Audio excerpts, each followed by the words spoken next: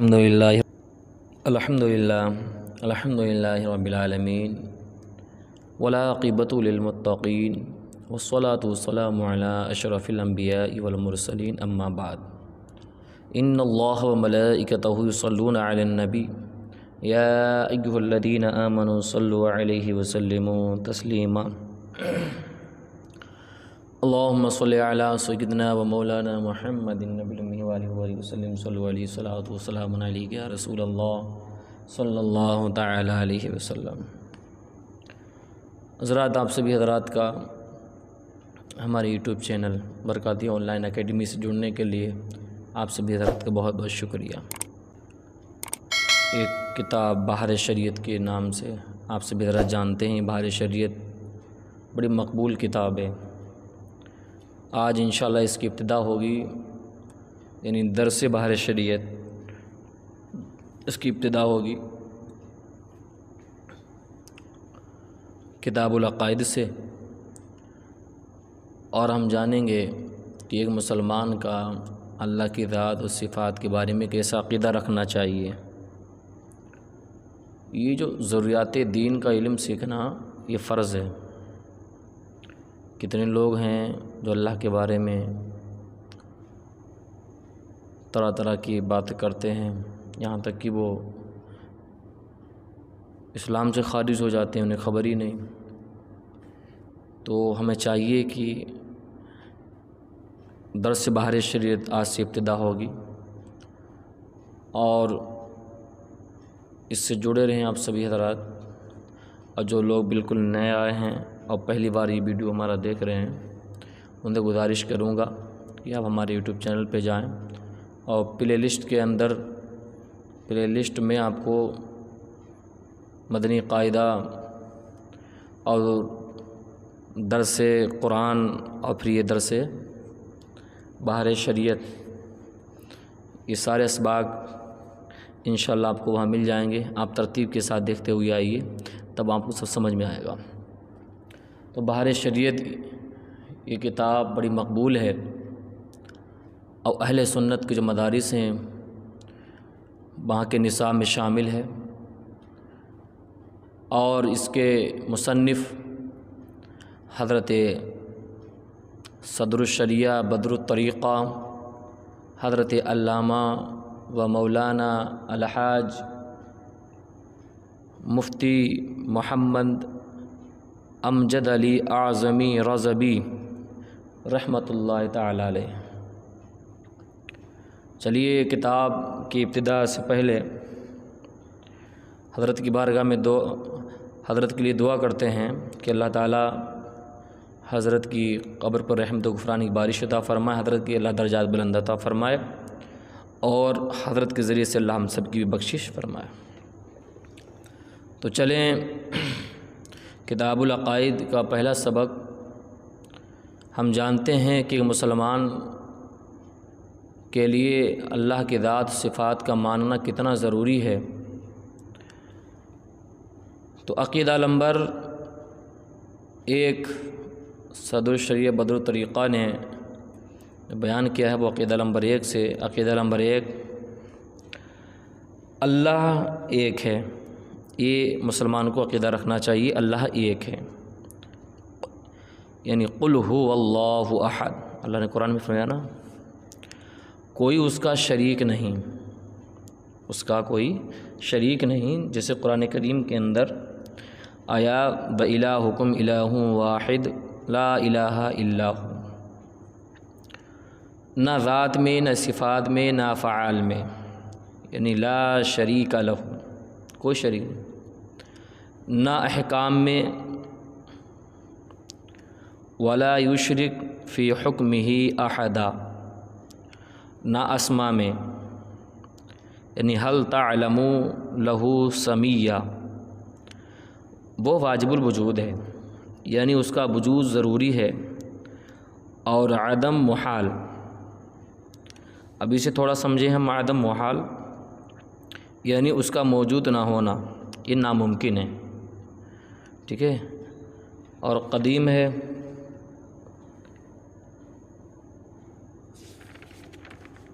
فرماتے ہیں یعنی ہمیشہ سے ہے، ازلی کے بھی یہی معنی ہے، باقی ہے یعنی ہمیشہ رہے گا۔ اسی کو ابدی بھی کہتے ہیں، وہی اس کا مستحق کہ اس کی عبادت کی جائے، اللہ تبارک و تعالیٰ کی عبادت کی جائے۔ یا ایھا الناس اعبدوا ربکم الذی خلقکم۔ عقیدہ نمبر 2، وہ بے پرواہ ہے، کسی کا محتاج نہیں، تمام جہان اس کا محتاج، جیسے قرآن میں آیا اللہ الصمد۔ عقیدہ نمبر 3، اس کی ذات کا ادراک عقلاً محال، کہ جو چیز سمجھ میں آتی ہے عقل اس کو محیط ہوتی ہے اور اس کو کوئی احاطہ نہیں کر سکتا، البتہ اس کے افعال کے ذریعے سے اجمالاً اس کی صفات، پھر ان صفات کے ذریعے سے ذات حاصل ہوتی ہے۔ عقیدہ نمبر 4، اس کی صفتیں نہ عین ہے نہ غیر، یعنی صفات اسی ذات ہی کا نام ہو ایسا نہیں، نہ اسے کسی طرح کسی نحو وجود میں جدا ہو سکے کہ نفس ذات کی مقتضا ہے اور عین ذات کو لازم، یعنی آپ یوں سمجھیں نحو وجود میں جدا ہو سکے، یعنی کسی بھی طور پر صفات ذات سے جدا ہو کر نہیں پائی جا سکتی ہے۔ عقیدہ نمبر 5، جس طرح اس کی ذات قدیم ازلی ابدی ہے، صفات بھی قدیم ازلی ابدی ہے۔ عقیدہ نمبر 6، اس کی صفات نہ مخلوق ہے نہ زیر قدرت داخل۔ عقیدہ نمبر 7، ذات و صفات کے سوا سب چیزیں حادث ہیں، یعنی پہلے نہ تھیں پھر موجود ہوئیں، پہلے نہ تھیں بعد میں موجود ہوئیں۔ عقیدہ نمبر 18، صفات الہی کو جو مخلوق کہے یا حادث بتائے وہ گمراہ بددین ہے۔ دیکھیے اس میں کیسے کیسے مسائل ہیں، تو ہمیں چاہیے کہ ہم لوگ ان مسائل کا سیکھنا فرض ہے یہاں پر، کہ اللہ کے بارے میں ہم کیسا عقیدہ رکھیں۔ عقیدہ نمبر 9، جو عالم میں سے کسی شے کو قدیم مانے یا اس کے حدوث میں شک کرے کافر ہے۔ جو عالم میں کسی شے کو قدیم مانے یا اس کے حدوث میں شک کرے، کیا ہے وہ؟ کافر ہے۔ عقیدہ نمبر 10، نہ وہ کسی کا باپ ہے نہ بیٹا، نہ اس کے لیے بیوی، جو اسے باپ یا بیٹا بتائے یا اس کے لیے بیوی ثابت کرے کافر ہے۔ ایسا شخص کیا ہے؟ کافر ہے۔ کیوں؟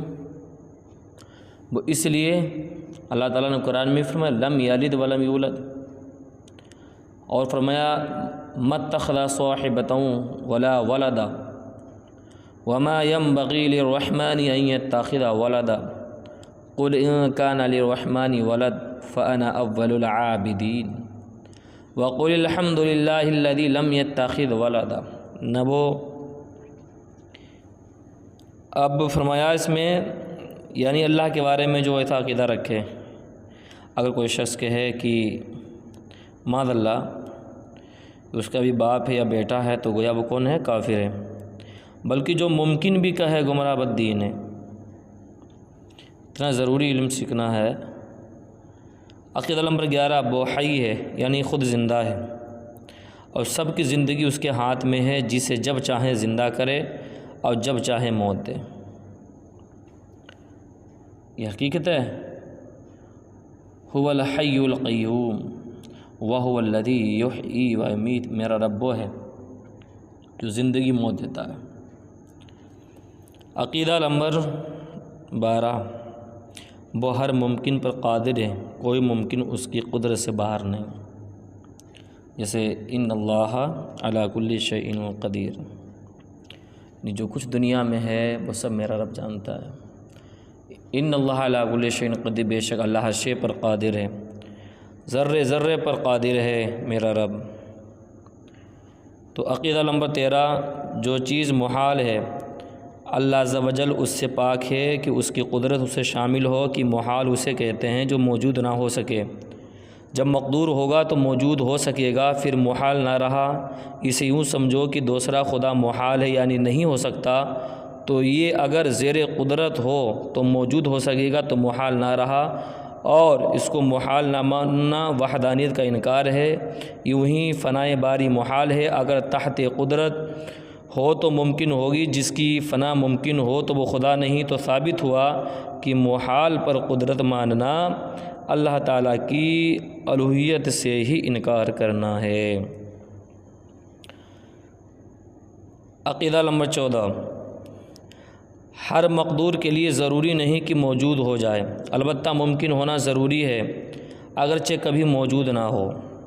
عقیدہ نمبر 15، وہ ہر کمال و خوبی کا جامع ہے، اور ہر اس چیز سے جس میں عیب و نقصان سے پاک ہے اللہ، یعنی عیب و نقصان کا اس میں ہونا محال ہے، بلکہ جس بات میں نہ کمال ہو نہ نقصان وہ بھی اس کے لیے محال، مثلا جھوٹ، دغا، خیانت، ظلم، جہال، بے حیائی وغیرہ عیوب اس پر قطعاً محال ہے۔ اور یہ کہنا کہ جھوٹ پر قدرت ہے یا بے معنی کہ وہ خود جھوٹ بول سکتا ہے، محال کو ممکن ٹھہرانا، خدا کو عیبی بتانا بلکہ خدا سے انکار کرنا ہے، اور یہ سمجھنا کہ محالات پر قادر نہ ہوگا تو قدرت ناقص ہو جائے گی۔ باطل محض، اس میں قدرت کا کیا نقصان تو اس محال کا ہے کہ تعلق قدرت کی اس میں صلاحیت نہیں۔ عقیدہ نمبر 16، حیات، قدرت، سننا، دیکھنا، کلام، علم، ارادہ اس کے صفات ذاتیہ ہیں، مگر کان، آنکھ، زبان سے اس کا سننا، دیکھنا، کلام کرنا نہیں، کہ یہ سب اجسام ہیں اور اجسام سے وہ پاک ہے۔ ہر پست سے پست آواز کو سنتا ہے۔ ابھی ہم لوگ کیا کرنے جا رہے ہیں کون جانتا بھائی، ہمارے علاوہ میں ابھی کیا ارادہ بنایا ہوں، کیا کرنے جا رہا ہوں، لیکن میرا رب سب جانتا ہے۔ ہر پست سے پست آواز کو سنتا ہے، ہر باریک سے باریک کو کہ خورد بین سے محسوس نہ ہو تو وہ دیکھتا ہے۔ اللہ سے کچھ نہیں چھپا، یاد رکھنا، ہر ایک کسی سے چھپ سکتا ہے لیکن اللہ سے کچھ نہیں چھپا ہے۔ تو یہ ہمیں سبق لینا چاہیے اس عقیدے سے بھی کہ جو لوگ گناہ کرتے ہیں بولے کہ کوئی نہ دیکھ رہا ہے، چلو روم کو بند کر کے گناہ کر لیتے ہیں، کوئی گھر والا کوئی تھوڑی دیکھ رہا ہے، لیکن میرا رب کھلے پر بھی ظاہر ہے، بند پر بھی، یاد رکھنا میرا رب سب دیکھ رہا ہے۔ تو اسی لیے خدا را گناہوں سے توبہ کر لیں، تنہائی میں گناہ نہ کریں۔ آپ یہ نہ سمجھیں آپ کو کوئی دیکھ نہیں رہا، آپ یہ نہ سمجھیں، بلکہ اللہ تو دیکھ رہا ہے، وہ رب العالمین تو تمہیں دیکھ رہا ہے۔ تو اسی میں فرمایا باریک سی باریک آواز کو سنتا ہے، بلکہ اس کا دیکھنا سننا انہی چیزوں پر منحصر نہیں، ہر موجود کو دیکھتا ہے، ہر موجود کو سنتا بھی ہے۔ عقیدہ نمبر 17، مثل دیگر صفات کے کلام بھی قدیم ہیں، یعنی حادث و مخلوق نہیں، جو قرآن عظیم کو مخلوق مانے ہمارے امام اعظم و دیگر ائمہ رضی اللہ تعالیٰ عنہم نے اسے کافر کہا، بلکہ صحابہ کرام رضی اللہ تعالیٰ عنہم سے اس کی تکفیر ثابت ہے۔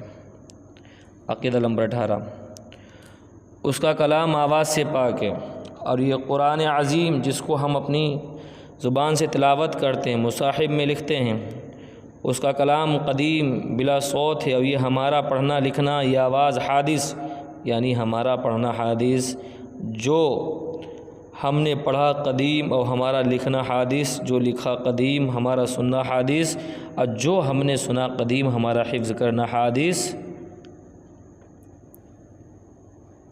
اور جو ہم نے حفظ کیا یہ قدیم۔ اور فرمایا یعنی متجلی قدیم ہے، یعنی اللہ کا کلام قدیم ہے، اور تجلی حادث یعنی جو ہم نے یاد کیا، جو لکھا ہم نے ہے، یہ حادث ہے۔ تو بہرحال 18 بس یہیں بھی اختتام کرتا ہوں، انشاءاللہ عقیدہ نمبر 19 سے اگلا سبق یہیں سے شروع کریں گے۔ تو بہرحال بس آپ اتنا سمجھ لیجئے، وہ رب العالمین ہے، اس کی ذات، اس کی صفات کا ماننا یہ ہم پہ ضروری ہے، اور ضروریات دین کا علم حاصل کرنا بھی بہت ضروری ہے، ورنہ اس دور کے اندر لوگ طرح طرح کے باتیں کرتے ہیں علم نہ ہونے کی وجہ سے، اور وہ اسلام سے بھی خارج ہو جاتے ہیں، انہیں پتہ ہی نہیں ہوتا ہے کیا نہیں بن سکتے آپ ہیں، آپ نیک بن سکتے ہیں، آپ ضروریات دین کا علم حاصل کر سکتے ہیں۔ پہلے تھا، ہمارے بچپن میں تھا، کیونکہ یہ ساری سویدھائیں اتنی تھی نہیں، تو علم حاصل کرنے کے لیے مدارس میں جانا پڑتا تھا، وہاں رہنا پڑتا تھا۔ تو میں آپ سبھی طرح سے گزارش کروں گا کہ آپ تجارت کاروبار کر رہے ہیں، اس کی مصروفیت کی وجہ سے آپ داخلہ نہیں لے پائے ہیں، لیکن آپ ضروریات دین کا علم حاصل کر سکتے ہیں۔ بس شرط یہی ہے کہ ہمیں 24 گھنٹے میں کم از کم 1 گھنٹہ آپ کو دینا ہے، اور 1 گھنٹہ انشاءاللہ آپ دیتے رہیں گے۔ بس آپ عہد کر لیجئے کہ 1 گھنٹہ میرے کو بس ضروریات دین کا علم۔ اب ضروریات دین میں کیا کیا ہے بھائی؟ ضروریات دین کے اندر بہت کچھ ہے، آپ یہ سمجھیے جو ضروریات دین کا انکار کرے وہ کافر ہے۔ ضروریات دین میں اللہ کی ذات و صفات کے بارے میں، ٹھیک، جنت ہے، دوزخ ہے، قیامت ہے، اور انبیاء ہیں، فرشتے ہیں، قرآن کریم ہے، نماز ہے، روزہ ہے، زکوٰۃ ہے، حج ہے، یہ سب ضروریات دین ہے نا، اس کا علم حاصل کرنا بہت ضروری ہے۔ اور درس بہار شریعت، اس کے اندر انشاءاللہ اسباق آئیں گے، آپ کو مکمل سکھایا جائے گا وضو کرنے کا طریقہ۔ جب کتاب الصلاۃ، یہ کتاب الطہارت جب ابتدا ہوگی تو انشاءاللہ اس کے اندر سب کچھ آئے گا۔ تو ہمیں چاہیے کہ ہمارے یوٹیوب چینل سے آپ سبھی حضرات جڑے رہیں، اور مجھے دعاؤں میں یاد رکھیں، اور زیادہ سے زیادہ ہمارے یوٹیوب چینل کو سبسکرائب کریں، اور دوسروں تک شیئر کریں۔ السلام علیکم ورحمۃ اللہ وبرکاتہ۔